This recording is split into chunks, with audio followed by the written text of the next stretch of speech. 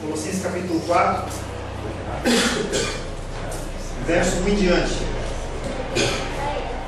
Assim que passar minha tosse.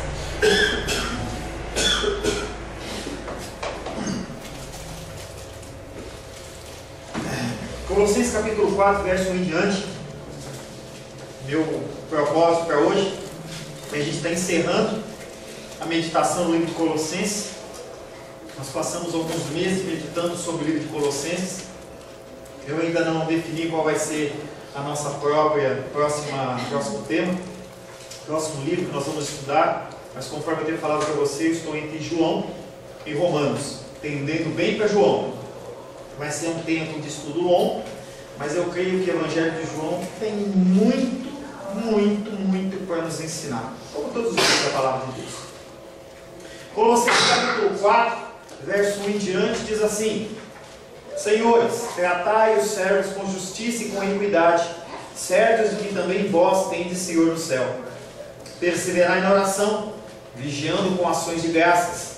Suplicai ao mesmo tempo também por nós, para que Deus nos abra a porta à palavra, a fim de falarmos do mistério de Cristo, pelo qual também estou algemado, para que eu o manifeste como devo fazer. Portai-vos com sabedoria para com os que são de fora. Aproveitai as oportunidades. A vossa palavra seja sempre agradável, temperada com sal, para saber como deveis responder a cada um.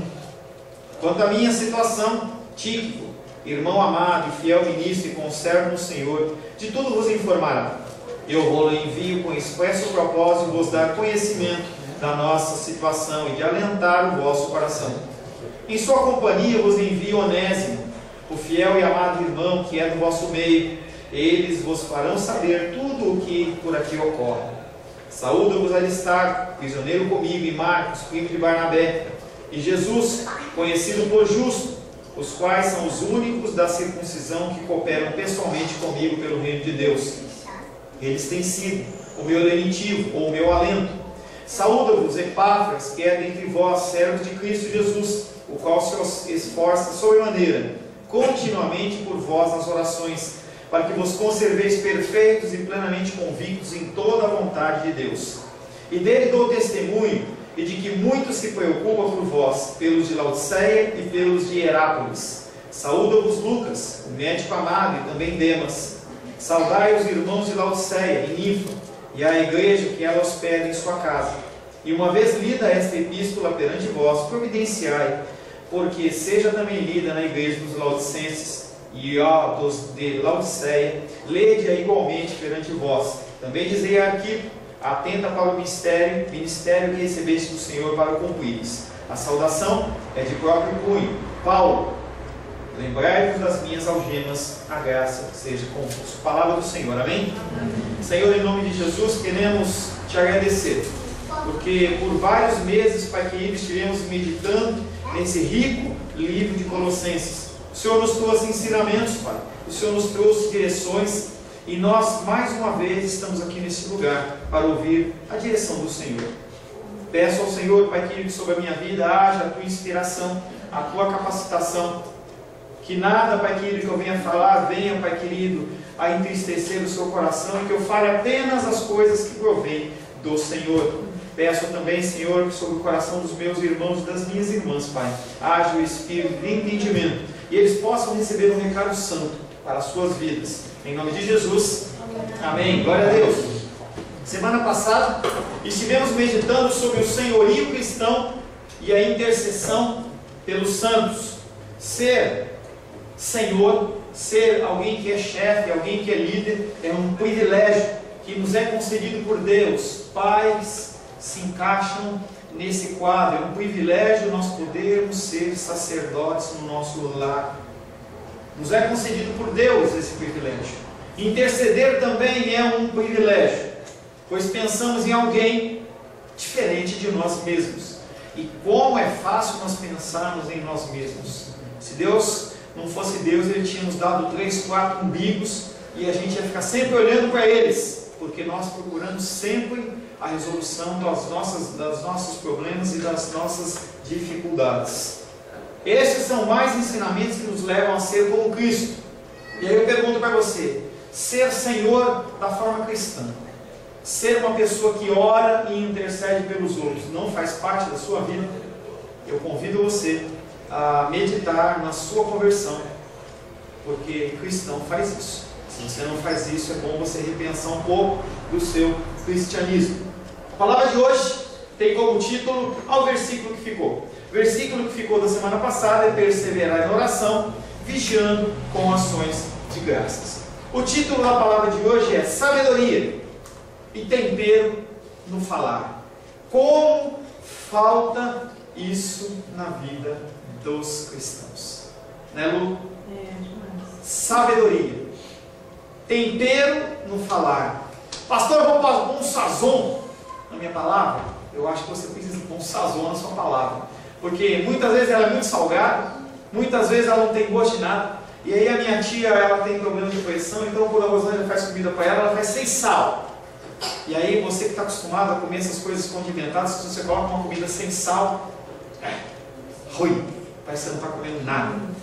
Nossa palavra tem sido ou sem sal, ou muito salgada. Porque nós, como cristãos, nós temos que mostrar que a gente sabe, né? A gente tem que mostrar que a gente é soberbo, que a gente pode, e a palavra de hoje tem esse foco: sabedoria e tempero no falar. O primeiro versículo que nós vamos meditar, Colossenses capítulo 4, verso 5. Tratai com sabedoria os não cristãos e aproveitai as oportunidades. Agora o apóstolo Paulo ele faz menção não mais aos cristãos. Ele já falou do marido, já falou da mulher, falou dos filhos, falou dos servos cristãos, falou dos senhores cristãos, e agora ele fala que nós temos que tratar também com os não cristãos, em contraste com os da fé. Gálatas 6,10 diz: por isso, enquanto tivermos oportunidade, façamos o bem a todos, mas principalmente aos da família da fé. Nós partimos da nossa família de fé, da nossa família carnal, mas nós não podemos ficar fechados apenas nisso. As igrejas estão com esse pensamento: você está bem na tua igreja, você está sendo alimentadinho, você está felizinho, então os outros que se virem. Não é assim que nós temos que pensar. Nós temos que pensar nas pessoas que estão afastadas dos caminhos do Senhor, ou que não têm uma palavra temperada e não têm sabedoria no falar. Se dizem cristãos, nós temos que ter paciência, amor. Nós já tratamos sobre isso. Longanimidade é um sinal de um cristão. Você ter paciência com as pessoas, porque você só está onde você está porque o Espírito Santo de Deus te toca, mas nada além disso. A igreja é como uma cidade na qual todos os crentes são os habitantes. Nós fazemos parte de um reino que não é daqui, conectados entre si por um mútuo relacionamento, enquanto os incrédulos eles são estranhos. Nós somos ligados à videira verdadeira. O Senhor ele derrama sobre nós o fluido da vida, e isso tem que gerar diferença em nós. Nós não podemos agir como eles, mas eles não sabem como agir, e às vezes a gente fica tão sem paciência com essas pessoas. Mas irmão, mas pastor, ele tem tanto tempo de crente, vamos fazer isso, vamos fazer aquilo, vou agir de tal maneira. Não, a gente tem que agir com amor, porque essas pessoas não foram despertas ainda. Nós estamos despertos, glória a Deus. Se você está desperto, manifeste isso na vida das pessoas. Não seja pedra de tropeço. A pedra de tropeço ela vem, ela existe, mas que não seja você a pedra de tropeço, que você seja aquele que traz o amor. Meu pastor de lá de São Paulo, pastor Jonas, ele falava sobre o amor. Nós temos que ser amorosos.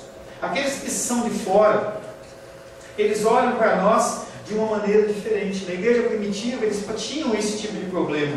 Os crentes eram com frequência injuriados por aqueles que eram de fora. Eles não queimavam incenso, eles não eram patriotas no sentido deles de adorar o soberano deles. eles faziam as suas reuniões de portas fechadas, porque se fizessem de portas abertas, eles eram perseguidos e mortos. E as pessoas olhavam para eles e falavam assim: esses cristãos, eles têm que morrer.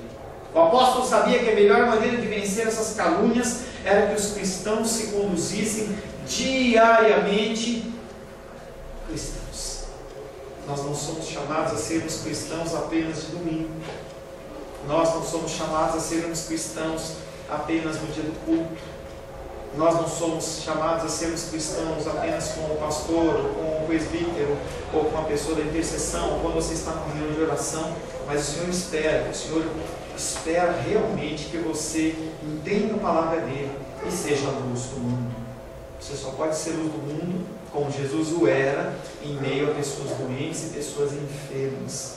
Pratique o amor. 1 Pedro, capítulo 3, versos 14 a 16, diz o seguinte: mas ainda que venhais a sofrer por causa da justiça, bem-aventurais sois. Se você sofre pelo nome do Senhor, você é bem-aventurado. Não vos amedronteis, portanto, com as suas ameaças, nem fiqueis alarmados, antes santificai a Cristo como Senhor em vosso coração, estando sempre preparados. Você tem que estar sempre pronto, sempre preparados para responder a todo aquele que vos pedir razão da esperança que é em vós. Toda vez que você vê alguém agindo de uma maneira errada, você tem que dar um testemunho cristão. Um testemunho normalmente não de pancada, não de você ser aquele chato, não de você ser aquele cara agressivo, mas você tem que ser uma pessoa amorosa. O seu líder, o seu mentor espiritual não é Hitler, não é Stalin, não é Mussolini, mas é Jesus Cristo. E você tem que agir com ele, fazendo todavia com mansidão e temor.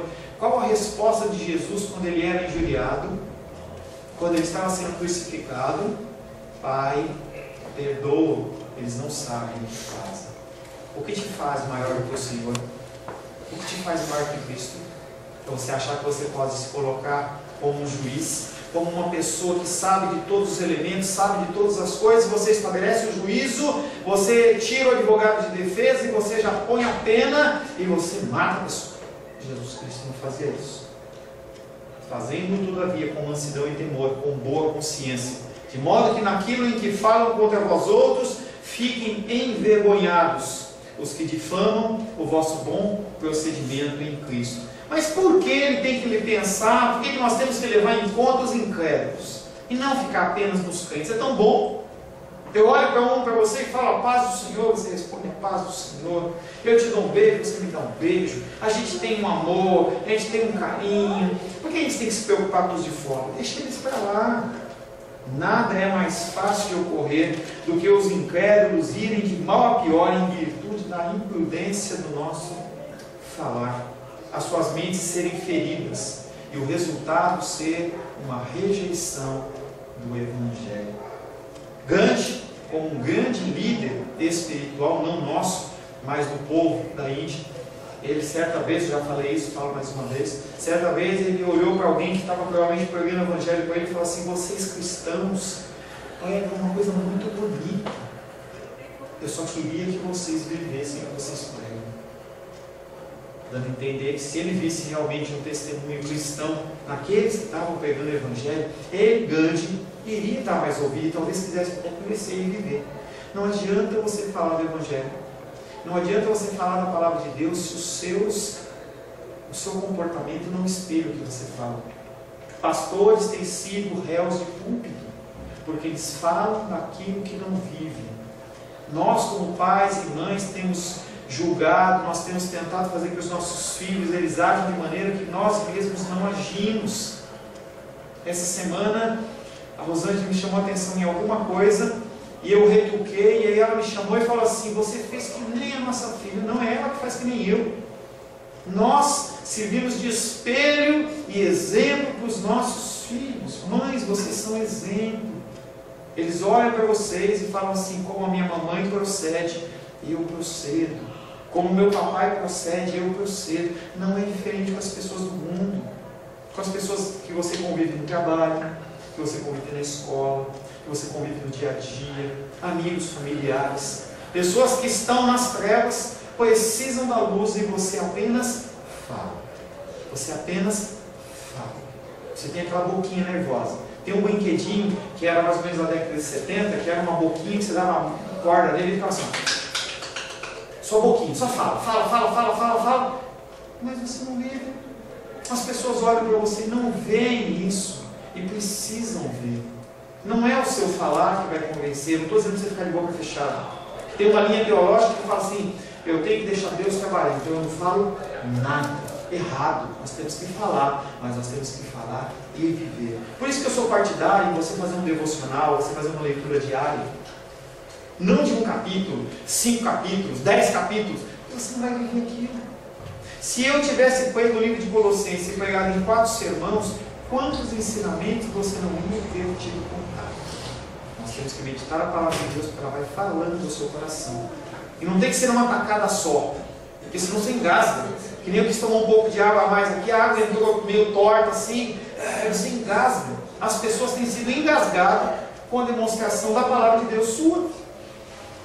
Tem sido engasgada. Tem um exemplo que uma irmãzinha conhecida nossa, ela fez, que ela foi convidada para uma reza, uma novena. E aí ela, eram 7 dias, sei lá, 9 dias, eu não lembro quantos dias era a reza. E aí, dia após dia, ela ia lá, e as pessoas faziam as rezas dele. Chegou no último dia, a irmãzinha falou assim: você pode dirigir a reza hoje? E ela falou: claro que eu posso. E aí ela fez, dentro do nosso padrão de oração. E a minha irmãzinha olhou para ela e falou assim: nossa, como você reza bem, né? Se eu soubesse, você tinha dirigido a reunião de reza desde o começo. Nós temos que entender palavreados, machuca. Eu podia olhar para ela, eu podia olhar para as pessoas e falar assim: eu não rezo, eu oro. Cuidado quando você fala. Agregue. Seja a pessoa que demonstre amor. Convença as pessoas através do amor. O Espírito Santo, ele não age com violência. O Espírito Santo, ele age com amor. Ele não violenta. Ele alcança você com amor.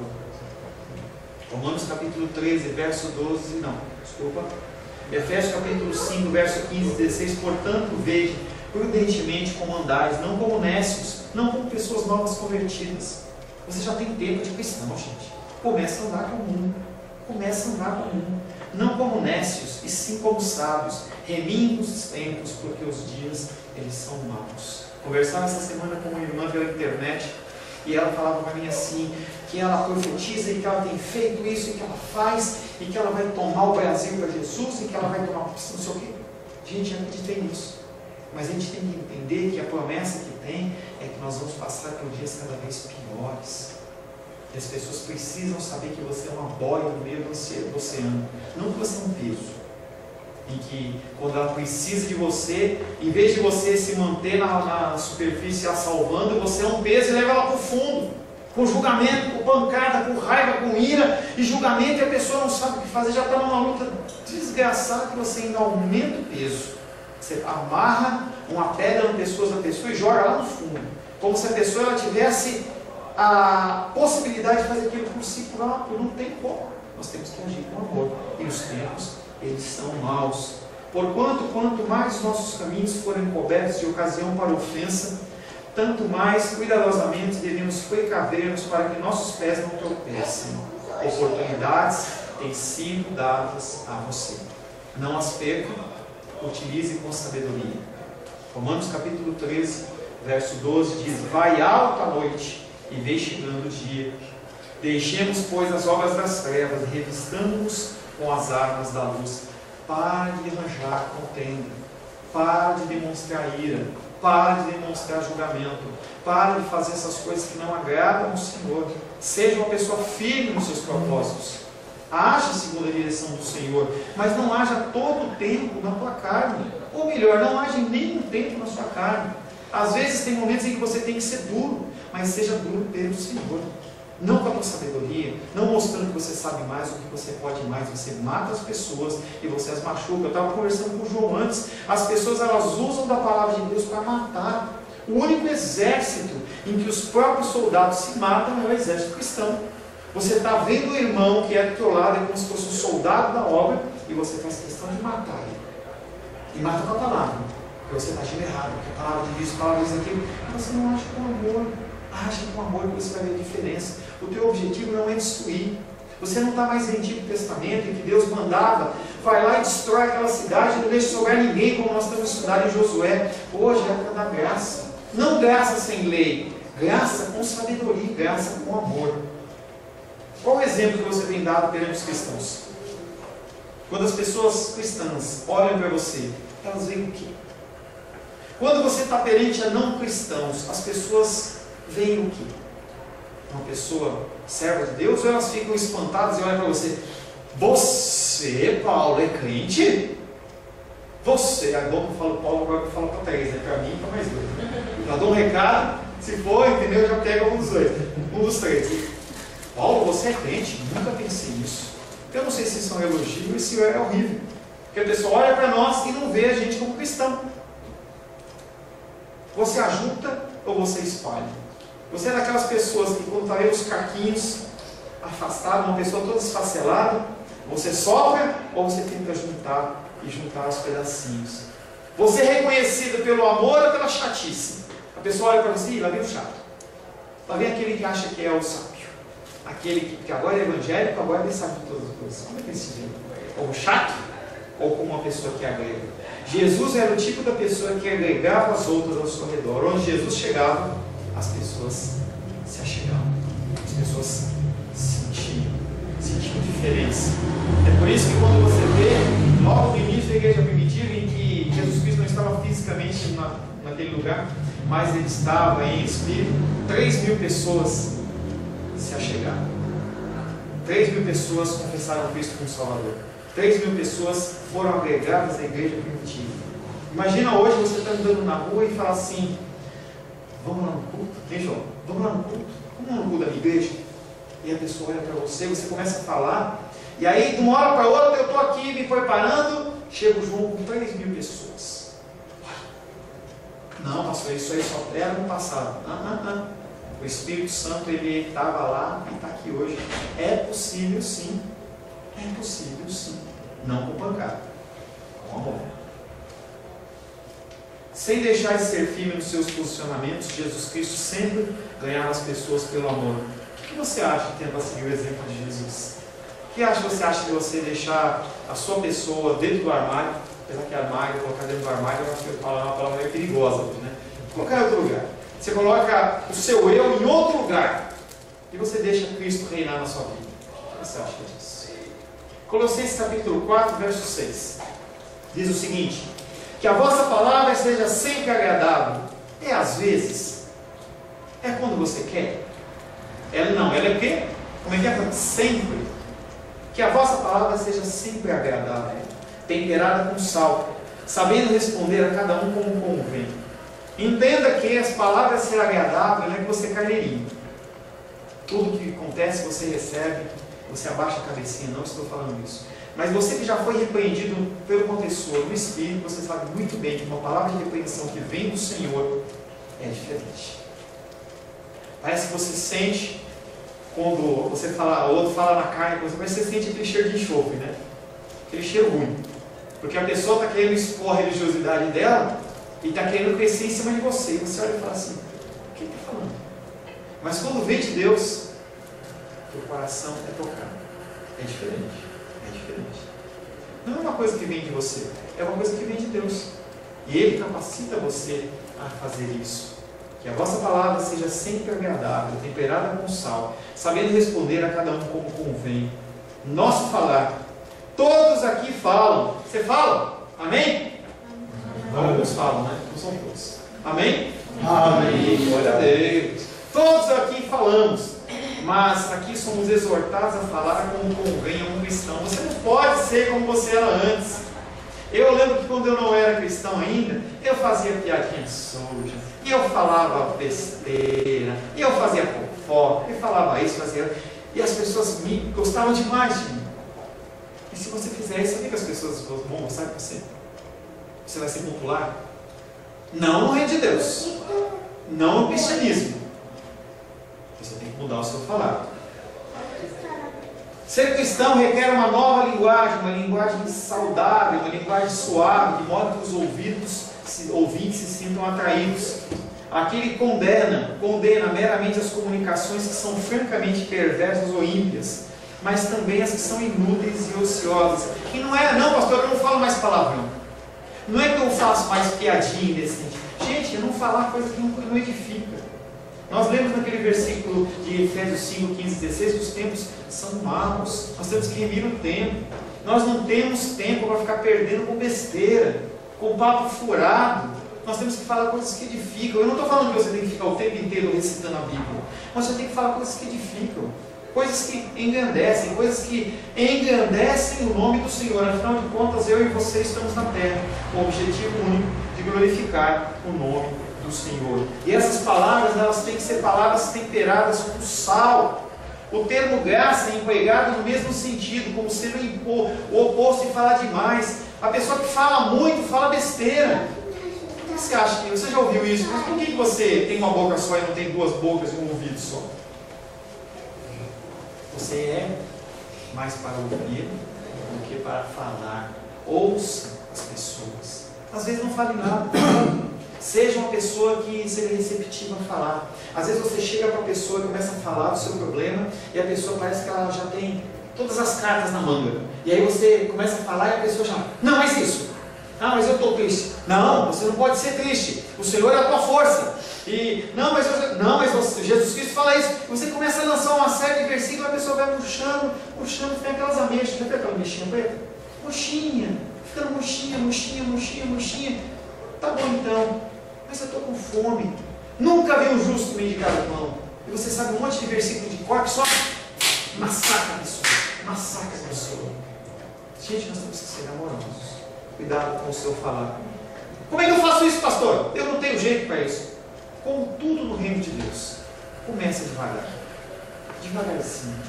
Vai devagar. Brinco com Paulinho. Passito a passito. Você vai dando um passinho de cada vez. Então você vai tentando meditar no que você tem falado. Você tenta controlar.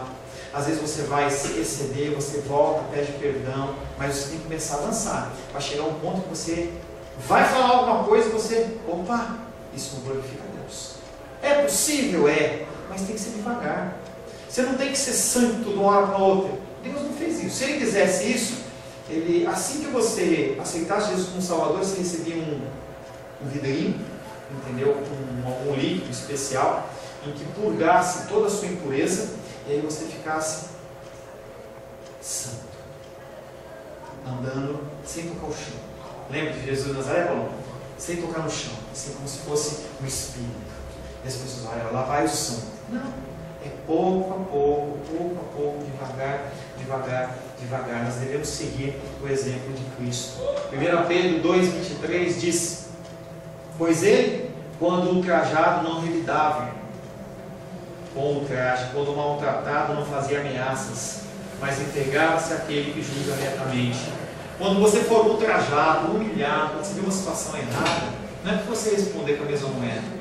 Você me fez isso, eu vou fazer isso. Um dia eu estava na aula com as crianças aqui, e aí eu falava, acho que a Ana Luísa, ela falou assim para mim assim: pastor, mas quando o irmãozinho na escola lá, quando o meu amiguinho na escola fazer uma coisa errada, eu não posso brigar com ele, eu não posso fazer uma coisa pior? Eu falei, não, mas como é isso? Você tem que ser diferente. Ela ficou assim, indignada. Não, mas eu tenho que devolver. Não, você não tem que devolver, não. Você não tem que devolver. É difícil? Claro que é, mas você tem que trabalhar isso de uma forma cristã. Porque Jesus, como nosso exemplo, quando ultrajado, ele não revidava com ultraje. Quando maltratado, ele não fazia ameaças. Ele apenas confiava que Deus é Deus. Deus é Deus. Uma descrição mais completa desse tipo de palavra é temperada com sal. Aqueles que o Senhor chama de sal da terra não devem ter um proceder insípido, sem gosto, um falar insípido. E o versículo, capítulo Mateus 5,13 fala: vós sois o sal da terra. Você é sal da terra? Quem é sal da terra? Quem é sal da terra? Você tem mão para levantar? Você tem mão? Quem é sal da terra? Até a Sofia. Você é sal da terra, Sofia? Claro que é, né, Sofia? Se você é sal da terra, essa palavra é para você. Vós sois o sal da terra. Ora, se o sal vier a ser insípido, sem sabor, como vai lhe restaurar o sabor? Para nada mais presta, senão para ser lançado fora e ser pisado pelos homens. É isso que você quer? você quer ser lançado fora, ser pisado pelos homens? Porque isso aí está falando de você se afastar de Deus. E você talvez nunca ter conhecido a Deus. Porque a pessoa que é sal da terra, ela tem um linguajar temperado. Não é salgado, não é amargo. De uma boca, de uma mesma fonte, não pode proceder águas doces e amargosas. Como é que no momento você está dizendo que vim para adorar-te, e aí depois você está amaldiçoando o teu irmão? Cuidado, você não está oferecendo uma adoração pagã e profana ao Senhor. Nas suas conversações, os crentes devem ter cuidado. Devemos falar a palavra certa, na hora certa e para as pessoas certas. 1 Pedro 3,15 diz, nós já lemos, vamos ler novamente. Antes, santificai a Cristo como Senhor em vosso coração, estando sempre preparados para responder a todo aquele que vos pedir razão da esperança que há em vós. Se você começar a proceder como um cristão, as pessoas elas vão te procurar. E elas vão perguntar, como é que você consegue? Você vive? Como é que você vive assim? E aí você tem que estar pronto a falar daquilo que você vive. Não daquilo que você sabe, daquilo que você vive.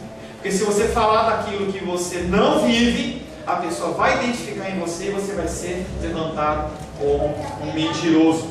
Pior que nós não conseguimos com as nossas próprias forças fazer isso. Você acha que você consegue fazer isso com a sua própria força? Só através do Espírito Santo. Nós somos tendentes ao mal e nós precisamos da sabedoria divina. Nós nos aproximamos ao final da carta e os versículos eles vão ficando maiores porque são mais despedidas do que ensinamentos. No que concerne a minha situação, tereis todas as notícias por meio de Tíquico, irmão a quem amo, ministro fiel, meu companheiro de serviço no Senhor. Eu vou envio especialmente para vos informar de tudo que passa aqui e para confortar os vossos corações. Acompanham Onésimo, irmão fiel e caríssimo. Ele é vosso conterrâneo. Eles vos porão a par de tudo que sucede aqui. Saúdam-vos Aristarco, meu companheiro de prisão, e Marcos, primo de Barnabé, a respeito de quem já vos dei instruções. Se ele aparecer por aí, recebei-os. Saúda-vos igualmente Jesus, a quem chamo justo, únicos entre os judeus a trabalhar comigo pelo reino de Deus. Eles têm sido para mim uma consolação. Paulo estava preso e se preocupava com aqueles a quem ele tinha ensinado. Por isso ele envia notícias através de algumas pessoas das quais nós citamos aí, que agem como portadores das cartas e informações a seu respeito. Entre eles está Marcos, que em certo episódio teve uma desavença com Paulo. Ele achava que tinha que ir por um outro caminho, e o apóstolo Paulo discutiu com ele. Houve uma discussão bem séria, tanto que Barnabé, que era primo dele, foi embora com ele e não ficaram mais com Paulo. Nesse momento ele já está reconciliado com Marcos. Paulo se reconcilia com ele. Paulo não deixa de expressar também a decepção com os judeus que se converteram e não ajudavam em nada. Desde aquela época já tinha os cristãos não praticantes. E eu pergunto para você, como é que você consegue ficar na obra de Deus sem fazer nada? Eu não consigo entender isso. Sinceramente. Não estou querendo que você no final do culto venha, pastor, o que eu tenho que fazer? O que eu vou fazer? Eu falo, não estou falando isso. Eu estou falando que você tem que dedicar um tempo da sua vida para buscar de Deus o que Ele quer para você. Porque não tem como você ficar no lugar sem você fazer absolutamente nada. Não tem como. Você tem que participar. Eu não consigo me imaginar hoje sentado no banco. Não consigo. Lembro que logo no início da nossa caminhada cristã, eu com Rosângela, logo que eu a conheci, a gente chegava a ter 4, 5, 6 ministérios. Ao ponto da Rosângela falar assim, vamos parar um pouco. Deus chegou e deu uma direção para a gente. Para tudo! A gente tinha uns 7 ministérios. Eu e Rosângela éramos. Eu era diácono, ela era chefe de diaconia. Eu era pastor auxiliar, cuidava da gravação dos cultos, editava, colocava no site, reunião de oração, tinha um culto de sexta-feira, reunião de mulheres, a gente tinha um monte de ministério. Chegou uma hora que Deus falou assim, para. Eu falei assim, como para? Para. E aí eu fui para o meu pastor e falei, Deus está mandando eu parar. Como assim? Deus está mandando parar, não tem mais tempo para Deus, eu só tenho coisa para as coisas de Deus. E aí tem pessoas que não estão nem no lado, nem com as coisas de Deus, nem com Deus. Elas simplesmente são pessoas que estão como zumbis, e hoje é moda falar de zumbi. Entra na igreja e fica como um zumbi. Não faz nada, ela fica congelada. ouve, levanta, sai, não sei fazer, né? Negócio de robôzinho, né? Sai assim, né? Olha que eu te chamei para você fazer aqui. Ó, anda que nem um robô, entendeu? A pessoa, o que você aprendeu no culto? Não sei. Eu fui lá, eu bati meu cartão, como se fosse, você foi lá e bati o cartão, para você apresentar para Jesus no dia do Senhor e falar assim: ó Jesus, tá aqui, ó, eu fui na igreja. Você tem que fazer mais do que isso, você tem que fazer algo no reino de Deus. Colossenses capítulo 4, versos de 12 a 15, diz: saúda-vos Epáfras, vosso conterrâneo, servo de Cristo Jesus, que luta sem tréguas por vós nas suas orações, para vos conserveis perfeitos em plena observância da vontade de Deus. E dele dou testemunho de que muito se preocupa por vós, pelos de Laodiceia e pelos de Hierápolis. Saúda-vos Lucas, o médico amado, e também Demas. Saudai os irmãos de Laodiceia, como também Ninfa e a igreja que se reúne em sua casa. Paulo continua citando as pessoas que com ele estão e colaboram. Epáfras, ele foi apresentado no início do estudo de Colossenses como pastor daquela igreja de Éfeso, de Colossenses, perdão. Ele era uma pessoa que tinha ouvido o testemunho de Paulo e ele sentiu um fogo inflamando no seu coração.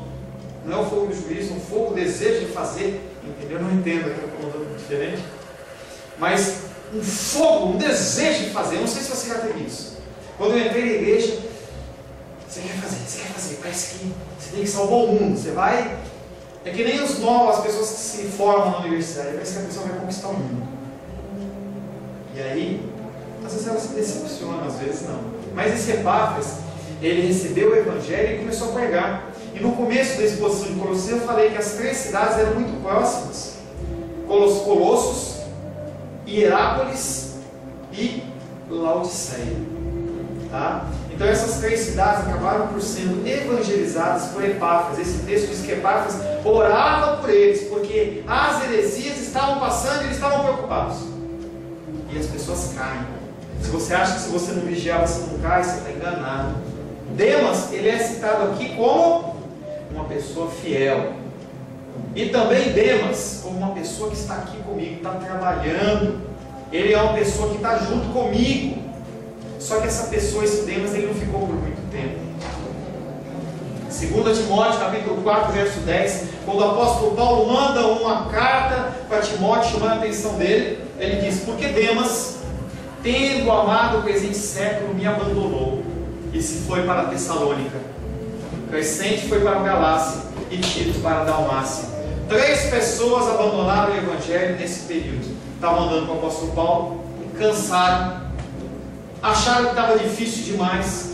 Se você não vigiar, se você não buscar o Senhor nesse tempo que se chama hoje, em breve você não vai estar mais nas fileiras dos salvos do Senhor. Você vai ser uma pessoa que vai estar jogadinha pelos lados. A gente conhece muitas pessoas que simplesmente elas vão ficando. Você vai caminhando e fala assim: cadê fulano? Cadê ciclano? Hoje tem algumas pessoas faltando, mas hoje é dia das mães, eu entendo que vai passar, tem pessoas que têm mães fora daqui, vai, não tem problema, tá? Mas as pessoas elas vão se afastando, até que você não ouve mais a voz do Espírito Santo. Para finalizar, Colossenses capítulo 4, versos 16 a 18 diz: depois que essa carta tiver sido lida entre vós, providenciai para que seja também lida na igreja de Laodiceia.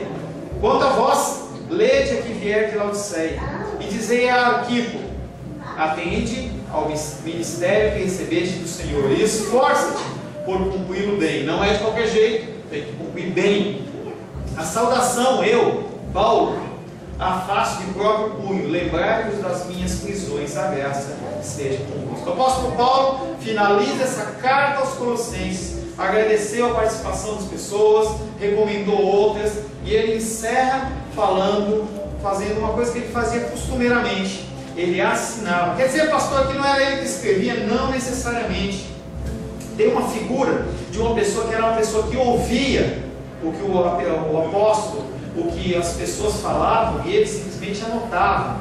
Aqui seria os escribas, mas lá naquela época chamava amanuenses. Que nome feio, mas chama amanuense. Era uma pessoa que ouvia, nesse caso, o que o apóstolo Paulo falava, ele transcrevia, e quando chegava no fim, ele assinava. Para quê? Primeiro, para dar veracidade à carta. eram tempos em que muitas pessoas escreviam em nome de Cristo. Então ele assinava, porque eles reconheciam a assinatura dele, não tinha cartório, mas eles olhavam a assinatura de Paulo e falavam: opa, essa carta aqui veio do Paulo, a gente pode confiar.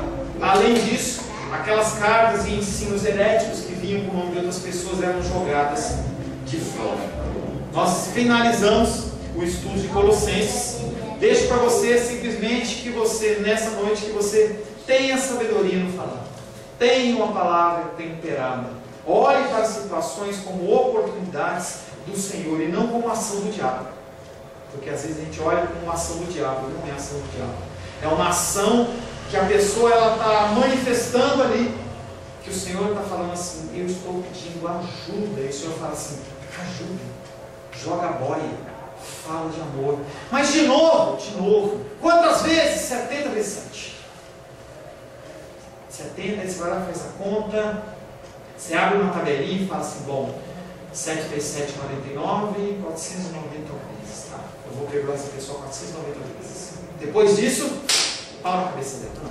O Senhor está falando que a cada dia você tem que renovar o seu perdão, você continuar falando, continuar amando, continuar amando. Feche seus olhos.